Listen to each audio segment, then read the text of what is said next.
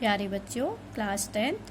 आज हम कक्षा 10 के चैप्टर 8 साइंस जीव जनन कैसे करते हैं का अगला भाग लैंगिक जनन के विषय में पढ़ेंगे। तो इससे पहले वाले लेक्चर में मैंने आपको बताया था अलैंगिक जनन के विषय में। तो अलैंगिक जनन तो वह होता है जिसमें संतान की उत्पत्ति के लिए केवल एकल जनक की आवश्यकता होती है, यानी कि एक ही जीव अपने समान संतान की उत्पत्ति करता है और उसके लिए वह संतान जो होती है वो आनुवांशिक रूप से पूरी तरह अपने जनक की जैसी होती है और उसे हम क्लोन भी कहते हैं। और आज हम पढ़ेंगे लैंगिक जनन, यानी कि लैंगिक जनन वह जनन होता है जिसमें संतान की उत्पत्ति हेतु दो जनकों की आवश्यकता होती है, यानी नर एवं मादा। तो आज हमारा टॉपिक है पुष्प में लैंगिक जनन।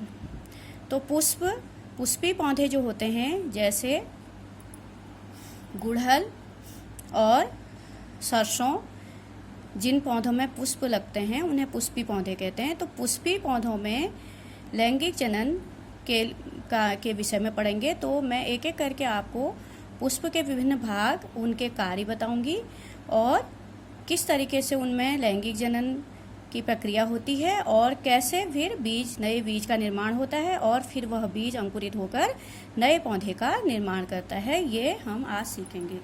तो सबसे पहले ये है गुड़हल का पुष्प, ठीक है। तो गुड़हल के पुष्प में सबसे पहले हम उसके विभिन्न भागों के बारे में जानेंगे। विभिन्न भाग कौन कौन से होते हैं। तो सबसे पहले जो आपको ये हरा वाला पोर्शन दिख रहा है नीचे, यह बाह्य दल यानी सेपल्स कहलाते हैं, ठीक है। तो बच्चों सबसे पहले ये बाह्य दल हैं। तो बाह्य दल या सेपल्स जो होते हैं ये हरे पत्ते के तरह होते हैं। देखिए इनकी संरचना जो है वो पत्तों की तरह है ये। तो यहाँ से हम शुरुआत करेंगे। इनको बाह्य दल कहते हैं या सेपल्स कहते हैं। ये हरे पत्ते जैसे भाग होते हैं जो पुष्प के सबसे बाहरी हिस्से में मौजूद रहते हैं, ठीक है। ये पुष्प के सबसे बाहरी हिस्से में मौजूद रहते हैं। पुष्प जब कली के रूप में होता है तब बाह्य दल उसकी रक्षा करते हैं। जब पुष्प छोटा सा होता है कली के रूप में यानी खिलने वाला होता है, उस समय ये बाह्य दल उस पुष्प की रक्षा करते हैं। पुष्प के सभी बाह्य दलों को एक साथ बाह्य दल पुंज कहते हैं, यानी कि इन सब का जो मिक्स एक साथ अगर हम इनका नाम बोलेंगे, देखिए बहुत सारे हैं, एक पत्तियों के आकार के बहुत सारे बाह्य दल हैं। तो इन सब का जो एक साथ अगर हम इनको नाम पुकारेंगे तो ये हमारा कहलाएगा बाह्य दल पुंज, ठीक है। तो ये बाह्य दल हैं। उसके बाद आगे पुष्प का जो अगला भाग की ओर बढ़ते हैं, ये जो पुष्प का सबसे खूबसूरत भाग होता है, ये देखिए पुष्प का सबसे खूबसूरत भाग है, ये कहलाते हैं दल, ठीक है। ये रंगीन पत्तियां जो होती हैं वो पुष्प की दल कहलाती हैं। इनको हम पंखुड़ियां कहते हैं। पंखुड़ियां पुष्प की रंगीन पत्तियां होती हैं और इनका जो नाम है वो है दल, यानी कि पेटल्स।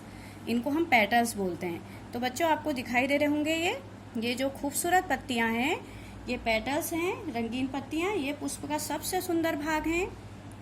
परागण के लिए यह कीटों को आकर्षित करते हैं। इनका काम होता है जब परागण करना हो, परागण की क्रिया वो होती है जिसमें कीट जो है वो पुंकेसर से नर भाग को पुंकेसर से स्त्री केसर के पास पहुंचाते हैं परागकणों को, ठीक है।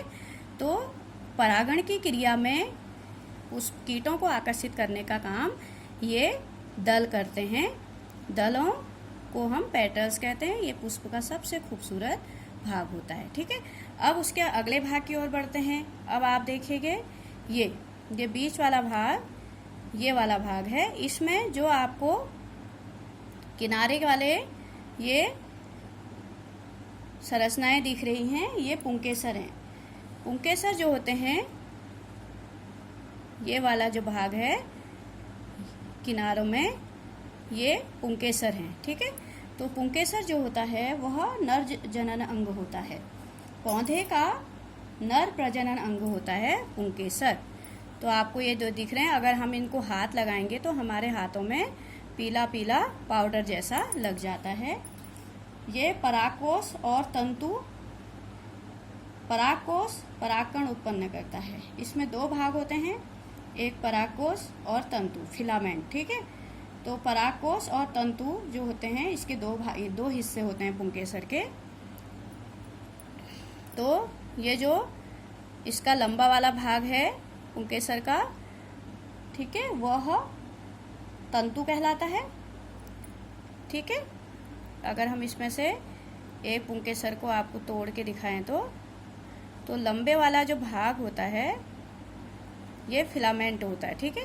ये आप देखिए, ये फिलामेंट है, ये लंबाई वाला भाग ये फिलामेंट है, और ये है परागकोश। इसके ही अंदर परागकण होते हैं। ये जो आपका गोल गोल हिस्सा है वह परागकोश है, और ये जो लंबी डंडी है ये तंतु है, ठीक है। तो इसमें परागकण होते हैं। परागकोश में ही परागकण होते हैं। परागकणों में पौधे के नर युग्मक पाए जाते हैं। इन्हीं परागकणों में, जो परागकोश के अंदर परागकण होते हैं, उसमें पौधे के नर युग्मक पाए जाते हैं। परागकण सामान्यतः पीले हो सकते हैं, और जब हम किसी पुष्प को छूते हैं तब हाथ में पीला पीला पाउडर जैसा लग जाता है, ठीक है। तो ये पुंकेसर हो गया, आपको दिख रहे होंगे ये। अब उसके पास अगला भाग है हमारा स्त्री केसर, ठीक है। अब ये जो डंडी के समान संरचना है ये आपको दिख रही होगी, ये ऊपर तक, तल से लेके ऊपर तक ये जो डंडी समान संरचना है यह स्त्री केसर है। स्त्री केसर पुष्प के केंद्र में होता है, देखिए बीचों बीच में है, यहाँ पर सेंटर में, पुष्प के सेंटर में स्त्री केसर। ये पूरा जो डंडा है ये 3 भागों में बटा होता है, और यह भाग स्त्री केसर कहलाता है, ये वाला भाग, ठीक है, जो मैंने अभी पकड़ा है, स्त्री केसर होता है। और यह पुष्प के केंद्र में अवस्थित होता है। कहाँ होता है? सेंटर पे, ठीक है, सेंटर पे अवस्थित होता है। और यह पुष्प का कौन सा भाग है? मादा जननांग है। ये पुष्प का मादा जननांग है। जो मैंने आप इस पे जो लगे हुए हैं पुंकेसर, वो नर जननांग है, और ये जो स्त्री केसर है, ये जो सेंटर पे स्थित है, वह मादा जननांग है। इसको स्त्री केसर कहते हैं। यह 3 भागों में बटा होता है। सबसे पहला भाग होता है वर्तिका। स्त्री केसर के मध्य का लंबा भाग वर्तिका कहलाता है, ठीक है। ये जो पूरी आपकी डंडी है, ये जो है पूरा, ये वर्तिका कहलाता है। जो मैंने आपको यहाँ जड़ से लेके ऊपर तक ये पूरी डंडी है, ये वर्तिका कहलाता है, ठीक है। मध्य का लंबा भाग वर्तिका कहलाता है। और उसके बाद जो शीर्ष पे भाग होते हैं, ये वाला भाग जो है वो कहलाता है वर्तिकाग्र। यह स्त्री केसर का शीर्ष भाग है, इसको वर्तिकाग्र कहते हैं, और यह प्रायः चिपचिपा होता है, ठीक है। ये वर्तिकाग्र जो है वो प्रायः चिपचिपा होता है, ये वर्तिकाग्र है। और ये डंडे जैसा भाग वर्तिका है, और सबसे नीचे वाला भाग जो होता है वो अंडाशय होता है। पुष्प का सबसे नीचे स्त्री केसर के 3 भाग होते हैं, वर्तिका, वर्तिकाग्र और अंडाशय। अंडाशय स्त्री केसर के आधार पर उभरा हुआ फूला भाग होता है, ठीक है। ये आधार पे होता है, बिल्कुल सेंटर पे, ये अंडाशय है। स्त्री केसर के आधार पर उभरा फूला भाग अंडाशय है। अंडाशय में बीजांड होते हैं, तथा प्रत्येक बीजांड में एक अंडकोशिका होती है। तो यहाँ पे अंडकोशिका होती है। परागकण द्वारा उत्पादित नर युग्मक अंडाशय की अंडकोशिका से संलयित हो जाता है, ठीक है। तो जो परागकण से, ये परागकण कहाँ होते हैं? पुंकेसर के शीर्ष भाग पर होते हैं। तो वो परागकण जब यहाँ अंडाशय से मिलते हैं तो उसके अंडकोशिका से संलयित हो जाते हैं। और फिर क्या होता है? जनन कोशिकाओं के इस युग्मन से अथवा निषेचन से, दोनों का मिलना निषेचन कहलाता है। उससे युग्मनज बनता है, और नए पौधे को विकसित, और युग्मनज जो होता है उसमें नए पौधे को विकसित करने की क्षमता होती है, ठीक है।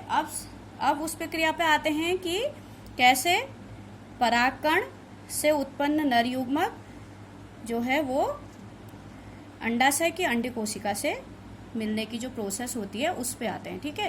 तो कैसे परागकण द्वारा उत्पन्न नर युग्मक अंडकोशिका अंडाशय के अंदर जो अंड कोशिका होती है उससे मिलते हैं और फिर नए बीज का निर्माण होता है। इस प्रोसेस को सीखेंगे, ठीक है। तो इसके लिए परागण क्रिया होती है। सबसे पहले परागण क्या होता है? पराग कणों को पुंकेसर से वर्तिकाग्र तक स्थानांतरण करने की आवश्यकता होती है। यदि परागणों का यह स्थानांतरण, ठीक है, तो जो ये परागण है पुष्प के पुंकेसर वाले भाग, ये जो है ये पुंकेसर हैं, ये पुंकेसर के शीर्ष भाग पे जो परागकण हैं उन परागकणों को कहाँ पहुँचना होता है? पुष्प के अंडाशय में स्थित अंड कोशिका तक पहुँचना होता है। तो इसके लिए क्या होता है? जब एक ही पुष्प के जो परागकण होते हैं, अगर एक ही पुष्प के अंदर, जैसे आप इस पुष्प को देख रहे हो, इस पुष्प में नर जननांग और मादा जननांग एक ही पुष्प के अंदर हैं, तो यहाँ पे क्या करना है? परागकणों को इसी पुष्प के पुंकेसर से इसी पुष्प के अंड कोशिका तक पहुँचना है। जब परागकणों को उसी पुष्प के पुंकेसर से, यानी कि एक ही पुष्प के अंदर दोनों भाग होते हैं, जैसे अभी जिस पुष्प की हम बात कर रहे हैं गुड़हल की, इसमें आप देखिए पुंकेसर भी यही है और यही मादा जननांग भी है, यही नर जननांग भी। तो जब एक ही पुष्प के पुंकेसर से परागकण उसी पुष्प के अंडाशय तक पहुंचते हैं तो उसे स्वपरागण कहते हैं, ठीक है। यदि परागकणों का स्थानांतरण उसी पुष्प के वर्तिकाग्र पर होता है तो ये स्वपरागण कहता है। सबसे पहले जो ये पुंकेसर के परागकण हैं वे सबसे पहले कहाँ जाएंगे? वर्तिका तक जाएंगे, यहाँ पर आएंगे वर्तिका तक, ठीक है, वर्तिका तक आएंगे। तो जब इसी पुष्प के अब हम यहाँ पर देख रहे हैं कि पुंकेसर भी यही है और मादा जननांग भी यही है, तो जब उसी पुष्प के पुंकेसर से परागकण उसी पुष्प की वर्तिकाग्र तक पहुँचते हैं तो उसे हम स्वपरागण कहते हैं। लेकिन केला, लौकी और पपीता ऐसे पुष्पी पौधे हैं जिसमें एक ही पेड़ के अंदर दो तरह के पुष्प लगते हैं। उसमें क्या होता है कि एक पुष्प में तो केवल नर जननांग होता है और एक पुष्प में, उसी पौधे के दूसरे पुष्प में मादा जननांग होता है। तो वहाँ पर परागकणों को एक पुष्प से दूसरे पुष्प तक की यात्रा करनी पड़ती है। जिस पुष्प में पुंकेसर होते हैं वे वहाँ से परागकणों को उसी पौधे के दूसरे पुष्प तक पहुँचना होता है जहाँ जिस पुष्प के अंदर मादा जननांग होते हैं, तो वहाँ पहुँचना होता है। तो इस तरह परागकणों का एक पुष्प से उसी पौधे के दूसरे पुष्प तक जाने को परपरागण कहते हैं, ठीक है। जब एक पुष्प के परागकण दूसरे पुष्प पर स्थानांतरित होता है तो उसे परपरागण कहते हैं। एक पुष्प से दूसरे पुष्प तक परागकणों का यह स्थानांतरण कैसे होता है? या तो वह हवा से उड़ के जाएंगे, ठीक है, या फिर जल द्वारा जाएंगे, या फिर मनुष्यों प्राणियों द्वारा जाएंगे, जीव जंतुओं कीट पतंगों के द्वारा जाएंगे। तो वो क्या होगा? जैसे एक पुष्प पे कीट पतंगे बैठे हैं तो वह कीट पतंगों के पैरों पर ये परागकण चिपक जाएंगे और फिर वह उसी पौधे के दूसरे पुष्प पर, जहाँ पर पुष्प का मादा जननांग है, उसके वर्तिकाग्र पर पहुँचेंगे। तो इस तरह के परागण को परपरागण कहते हैं। तो बच्चों, परागकणों का पुंकेसर से स्थानांतरण होकर वर्तिकाग्र तक पहुंचने की क्रिया को परागण कहते हैं, ठीक है। तो जब तक पुंकेसर से परागकण वर्तिकाग्र तक नहीं पहुंचेंगे तब तक परागण की क्रिया संपन्न नहीं होगी। अब इसके बाद आगे क्या होता है? पुंकेसर और स्त्रीकेसर जो होते हैं वो पुष्प के जनन भाग हैं जिनमें जनन कोशिकाएं होती हैं। जब पुष्प में पुंकेसर और स्त्रीकेसर में से कोई एक जननांग ही उपस्थित होता है तो वह पुष्प एकलिंगी कहलाता है, जैसे पपीता और तरबूज। अभी मैंने बताया था आपको, जब पुंकेसर और स्त्रीकेसर पुष्प के क्या हैं? जनन भाग हैं। यदि किसी पुष्प में पुंकेसर या फिर स्त्रीकेसर में से एक ही भाग है जननांग उपस्थित होता है तो वह पुष्प एकलिंगी कहलाते हैं, जैसे पपीता और तरबूज। लेकिन जब पुष्प में पुंकेसर और स्त्रीकेसर दोनों उपस्थित होते हैं, जैसे इस पुष्प में है पुंकेसर और स्त्रीकेसर दोनों एक ही पुष्प में उपस्थित हैं, तो यह जो है वो क्या कहलाता है? द्विलिंगी पुष्प कहलाता है। इसमें पुंकेसर भी उसी पुष्प में है और फिर जो स्त्री केसर है वह भी उसी पुष्प में है। स्त्री केसर में क्या होता है, वर्तिकाग्र, वर्तिका और अंडाशय, तो ये तीनों भी और साथ में पुंकेसर भी एक ही पुष्प में उपस्थित हैं। तो यह पुष्प जो होते हैं वे उभयलिंगी कहलाते हैं, जैसे गुड़हल और सरसों। ठीक है, जैसे ये गुड़हल हो गया और सरसों हो गया, तो यह उभयलिंगी कहलाते हैं। अब परागण की क्रिया हो गई है। अगर परागण की क्रिया उसी पुष्प के पुंकेसर से उसी पुष्प के वर्तिकाग्र तक परागण पहुंचते हैं तो वह स्वपरागण कहलाता है। लेकिन अगर एक पुष्प में मादा जननांग है और एक पुष्प में नर जननांग है तो एक पुष्प से पुंकेसर से परागण दूसरे पुष्प के वर्तिकाग्र तक पहुंचेंगे तो उसे हम परपरागण कहते हैं। परागण क्रिया के बाद निषेचन क्रिया होती है। निषेचन क्रिया क्या होता है, परागकणों के वर्तिकाग्र पर पहुंचने के पश्चात नर युग्मक को अंडाशय में स्थित मादा युग्मक तक पहुंचना होता है। अब परागकण जो है वो यहाँ तक तो पहुंच गए हैं, ठीक है, हवा द्वारा, वायु द्वारा यहाँ तक पहुंच गए हैं वर्तिकाग्र तक। ठीक है, तो वर्तिकाग्र तक यहाँ तक पहुँच गए हैं, परागकण इनमें चिपक जाते हैं। वर्तिकाग्र एक चिपचिपा पदार्थ होता है। तो पुंकेसर से ये पुंकेसर हैं चारों ओर, पुंकेसर से परागकण जो है वो हवा द्वारा, कीट द्वारा जो है वो वर्तिकाग्र तक पहुँच जाते हैं। अब वर्तिकाग्र से इन परागकणों का नीचे अंडाशय तक मिलना बहुत आवश्यक होता है। यहाँ तक जाना जरूरी है। अभी तक तो ये केवल कहाँ तक पहुँचे हैं, यहाँ तक पहुँचे हैं। ये वर्तिकाग्र है, पुष्प का चिपचिपा भाग स्त्री केसर का सबसे शीर्षस्थ भाग है। और यहाँ से पुंकेसर से परागकण जो है वो वर्तिकाग्र तक तो आ गए हैं परागकण क्रिया द्वारा। अब वर्तिकाग्र से इनको अंडाशय तक पहुँचना होता है, नीचे पहुँचना होता है अंडाशय तक। तो इसके लिए क्या होता है, परागकण से एक नलिका, खुद परागकण जो होते हैं वही एक नलिका बनाते हैं और वह नलिका जो है ऊपर शीर्ष भाग से वर्तिका होते हुए नीचे अंडाशय तक पहुँचते हैं। तो परागकण इसके लिए एक नलिका विकसित करते हैं और वर्तिका से होते हुए वह नीचे अंडाशय यानी बीजांड तक पहुँच जाते हैं परागकण। ठीक है, और उसके बाद क्या होता है, परागकण द्वारा उत्पादित नर युग्मक का बीजांड में स्थित अंड कोशिका से संलयन होता है, जिसे हम निषेचन कहते हैं। यानी कि ये जो परागकण हैं, परागकण जो है वो नर युग्मक उत्पन्न करते हैं और वर्तिका पे चिपक जाते हैं। वर्तिका से परागकण स्वयं एक नलिका विकसित करते हैं और वर्तिका से होते हुए नीचे अंडाशय में पहुंचते हैं। अंडाशय में जो होता है वो अंड कोशिका होती है। तो परागकण का नर युग्मक जो है वो अंड कोशिका से मिल जाता है और इस मिलने को निषेचन कहते हैं। ठीक है, उसके बाद क्या होता है, उसके बाद अगली प्रोसेस क्या होती है, निषेचन के पश्चात युग्मनज में अनेक विभाजन होते हैं तथा बीजांड में भ्रूण विकसित होता है। धीरे धीरे भ्रूण विकसित होने लग जाता है और बीजांड से कठोर आवरण विकसित होता है तथा यह बीज में परिवर्तित हो जाता है।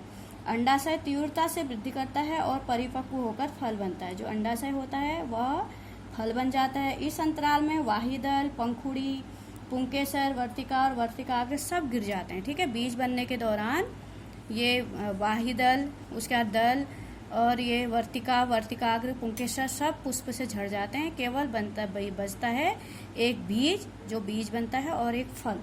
तो अंडाशय तीव्रता से वृद्धि करता है और परिपक्व होकर फल बनता है और बीज से भावी पौधा अथवा भ्रूण जन्म लेता है, जो उपयुक्त परिस्थितियों में और विकसित होता है और इस प्रक्रम को अंकुरण कहते हैं। जब बीज बनता है तो बीज जो है वो उपयुक्त परिस्थितियां जब पाता है तो फिर अंकुरित होता है और अंकुरित होकर के नया पौधा बनाता है। ठीक है, तो इस तरीके से हमने आज पुष्प के विभिन्न भाग और उनके कार्यों के बारे में जाना। ठीक है, तो इसमें ये वाहीदल है, ये दल हैं और अंदर ये पुंकेसर हैं।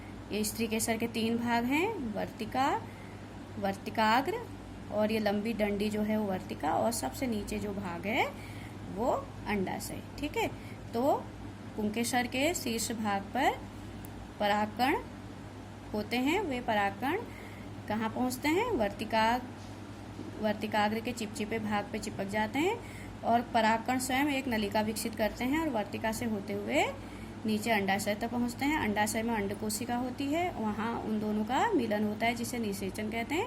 निषेचन की क्रिया के पश्चात बीज बनता है और बीज जो है वह अनुकूल परिस्थितियाँ मिलने के बाद अंकुरित होकर के नया पौधा बनाता है। और अंडाशय जो है वो फूला हुआ भाग होता है जो वृद्धि करके फल बनाता है। ठीक है, इस तरीके से द्विलिंगी पुष्पी पौधों में द्विलिंगी जनन के विषय में हमने आज पढ़ा और पुष्प के विभिन्न भागों के बारे में आज पढ़ा। ठीक है, तो इससे आगे का हम अगले लेसन में करेंगे।